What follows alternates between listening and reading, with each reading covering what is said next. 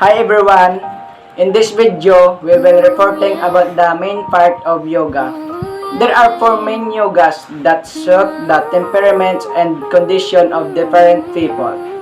First is Raha Yoga. Second is Jnana Yoga. Then Karma Yoga, and the last is Bhakti Yoga. Before we start, we will explaining to you the definition of yoga. When we hear the word yoga, we immediately associate it with physical practices that help achieve a healthy lifestyle. This is true, but yoga is much more than health. Yoga is Hindu in origin, and its main purpose is to achieve a sattvic state, which is characterized by spiritual calm, virtue, and joy. Yoga enables an individual to activate the sattvic qualities and escape the influence of raha and tama, which are lower qualities. In four yogas, we choose to report the Bhakti Yoga. Bhakti Yoga is the path of devotion, the method of attaining God through love and the loving recollection of God. Most religions emphasize this spiritual path because it is the most natural. As with other yogas, the goal of the Bhakta, the devotee of God, is to attain God's realization, oneness with the divine. The Bhakta attains this through the force of love, that most powerful and irresistible of emotion. Love is accessible to everyone. We all love someone or something frequently with great intensity. Love makes us forget ourselves, our whole attention being devoted to the object of our adoration. The ego loosens its grip as we think of our beloved welfare more than our own. Love gives us concentration even against our will. We constantly remember the object of our love. In an easy and totally painless way, love creates the precondition necessary for a fruitful spiritual life.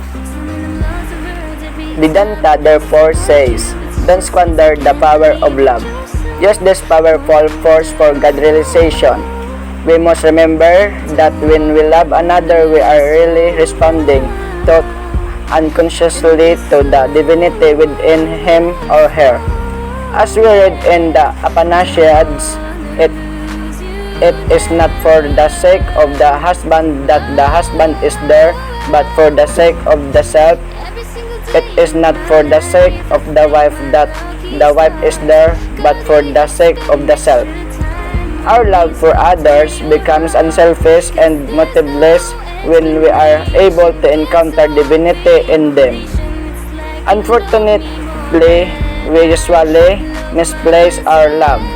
We project our vision of what's true, perfect, and beautiful and superimpose it upon whomever or whatever we love. It is a God alone, however, who is true, perfect, and beautiful. Vedanta therefore says, put the emphasis back where it belongs, on the divine self within each person that we encounter. That is the real object of our love. Rather than obsessing on a limited human being, we should think of God with a longing heart. Many spiritual teachers have recommended adopting a particular devotional attitude towards God, thinking of God as our master or father or mother or friend or child or beloved. The determining factor here is which attitude feels the most natural to me and which attitude brings me closer to God. Jesus looked upon God as his Father in heaven. Ramakrishna worshipped God as Mother. Many great saints have attained perfection through worshipping God as the baby Jesus of the baby Krishna. Many have attained perfection through worshipping Christ as the bridegroom or Krishna as the beloved. Others have attained perfection through worshipping God as their master or friend. the point to remember is the God is our own, the nearest of the nearest, and dearest of the dearest. The more our minds are absorbed in thoughts of him or her, as the case may be, the closer we shall be to attaining the goal of human life, God realization. Many people are drawn to worshiping God through love and devotion, yet other spiritual aspirants are more motivated by reason than by love. For them, Bhakti Yoga is barking up the wrong spiritual tree. Those who are endowed with a powerful and discriminating intellect may be better suited for the path of Jnana Yoga, striving for perfection through the power of reason. No, I'm not perfect, but I hope you see my worth. 'Cause it's only you, nobody knew about.